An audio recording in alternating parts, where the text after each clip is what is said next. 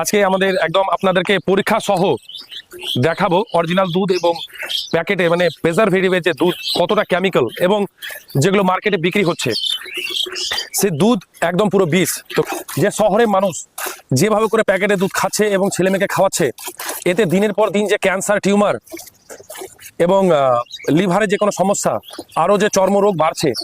আসল আর ডুপ্লিকেটের মধ্যে কি পার্থক্য সেটা আজকে আমরা সবার সামনে তুলে ধরবো। আর এই এখনই গরু ধোয়ানো হলো পুরোটা ভরো, যে 1 কিলো দুধ কিভাবে 5 কিলো দুধে পরিণত হচ্ছে বা 2 কিলো দুধ 5 কিলো দুধে কিভাবে পরিণত হচ্ছে। গরুর সংখ্যা কমে গেছে, কিন্তু দুধের যে প্রোডাকশন এটা তো কোনো রকম ভাবে কমেনি। না না, এটা তো দেশি গরু দুধ, আর এটা আমাদের হচ্ছে প্যাকেটের দুধ। তো আমরা প্যাকেটের যে কোম্পানির নাম সেটা কিন্তু দেখাচ্ছি না, কারণ প্রত্যেকটা কোম্পানির দুধেরই কিন্তু কথাটা আমরা বলবো। মানে এটা দেখছি পুরোপুরি ভাবে তো একদম গাঢ়, আর এটা একটু পাতলা আছে। তো মানুষ এই যে অরিজিনাল যে মাত্র 1 ঘন্টা হয়েছে, আর এটা 6 মাস বা 4 মাস বা 2 মাস ধরে আছে, কি করে ঘোষ ভাই? এটা আমার কাছে যদি খুব জোর একটা দুধ থাকে তাহলে খুব জোর 3 থেকে 4 ঘন্টা থাকবে, এর বেশি না। একটা দুধ যদি আমার কাছে থাকে, যদি এখন দোয়ানোর পর খুব জোর 3 থেকে 4 ঘন্টা, এর বেশি না। এটা 3 মাস 4 মাস 6 মাস এমনকি বছর ধরেও আছে। যে গরুটা আমি 3 ঘন্টা 4 ঘন্টা আগে দুয়ালাম তার বেশি আমি রাখতে পারছি না, কিন্তু অথচ প্যাকেটের মধ্যে এই দুধটা 6 মাস 3 মাস 4 মাস 1 বছর ধরে আছে। এটা কিভাবে সম্ভব? যাবে এই দুধটা যদি আমি বোতলের মধ্যে 1 ঘন্টা রাখি বা 2 ঘন্টার মধ্যে যদি রাখি তাহলে রিস্ক আছে। আর এই দুধটা প্যাকেট 3 ঘন্টা 4 ঘন্টা ধরে থাকছে। এবার দেখো এই দুটো দুধের মধ্যে পার্থক্য, এই দুধের কেমন স্বাদ আর এই দুধের মধ্যে কেমন স্বাদ। এই দুধটা আগে পান করে দেখো, তাহলে বুঝতে পারবো।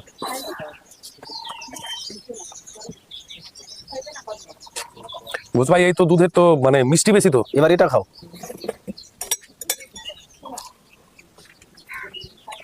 এই দুধের কিন্তু বেশি মিষ্টি কিন্তু নাই, বেশি মিষ্টি নয়, তার মানে এর মধ্যে সুগার আর কেমিক্যাল পরিমাণটা বেশি আছে।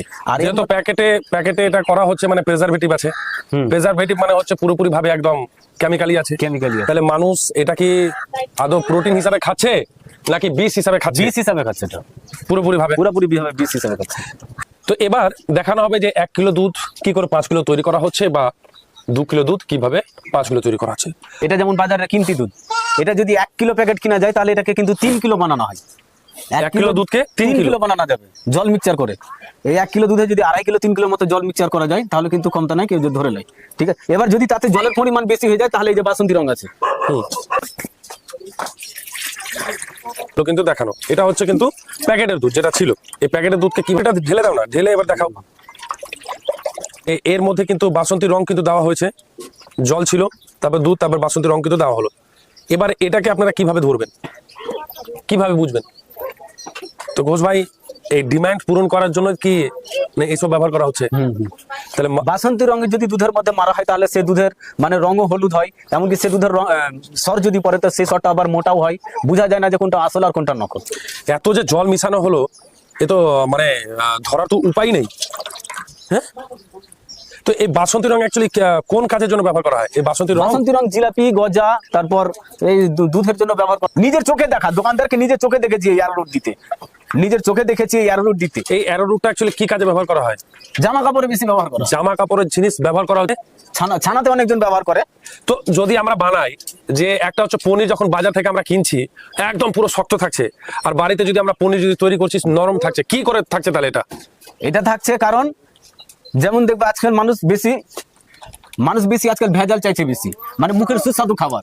কেমন সুস্বাদু খাবার? যেমন আমি যদি বাড়িতে অরিজিনাল যদি পনির তৈরি করি তাহলে হয়তো দুধ কিনে গরম করে ছানা ফাটিয়ে যদি সেটা পনির তৈরি করি তাহলে সে পনির হয় নরম। আর তাকে যদি আমি পারুস পাউডার ব্যবহার না করি তাহলে নরমই থাকবে, আর যদি পারুস পাউডার ব্যবহার করি তাহলে একমাত্র কিন্তু পনির টাইট হওয়া সম্ভব, নাহলে কিন্তু পনির টাইট হয় না। তো আজকের ডেটে পনির খাওয়াটা কতটা মানে মানুষের খাবার বলতে বিষ। কারণ এটা পনিরটা কতদিন থেকে আছে, কবে থেকে আছে আমরা তো আর সেটা জানি না। তো এই দেশি গরুর দুধ 250 ছিল, 250 গ্রাম, আর হচ্ছে প্যাকেটের দুধ কিন্তু এখানে রাখা হয়েছিল 300 গ্রাম। তার মধ্যে 2 লিটার জল কিন্তু এক্সট্রা করে কিন্তু মিশানো হয়েছে এসের সাথে। ঘোষ ভাই এটাকে যদি আরো একটু গাঢ় বানানো যায় তাহলে কি করা যাবে? মানে মানুষ যদি আর না বুঝতে পারে, এর মধ্যে তো আরো জল দিলেও তো মানুষ বুঝতে পারবে না আদৌ আসল কি নকল, কিভাবে এটা? তো এই যে দুধের যখন চাহিদা প্রচুর পরিমাণে থাকে, এই যে এখন রমজান মাস চলছে এবং যখন দুর্গাপুজো বা কালী পুজো চলছে, যখন একদম পিক সিজন, একদম মানুষ দই, দুধ, মিষ্টি একদম প্রচুর ভাবে ডিমান্ড থাকে, কিন্তু আমাদের গরু কিন্তু সেটাই আছে জনসংখ্যা বেড়েছে, দুধের ডিমান্ড কিন্তু এভাবে কিন্তু পূরণ করা হচ্ছে।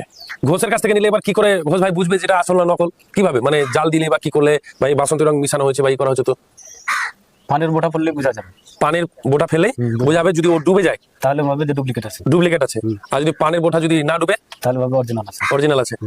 তো যাই হোক, এই হচ্ছে বিষয়। তো সতর্ক থাকুন, ভালো থাকুন। তার কারণ হচ্ছে আজকে দুধের পরিমাণ, গরুর পরিমাণ কিন্তু কম, জনসংখ্যা কিন্তু বেশি, দুধের প্রোডাকশন মানে চাহিদা আজকে বেশি, কিন্তু দুধ প্রোডাকশন হচ্ছে কম।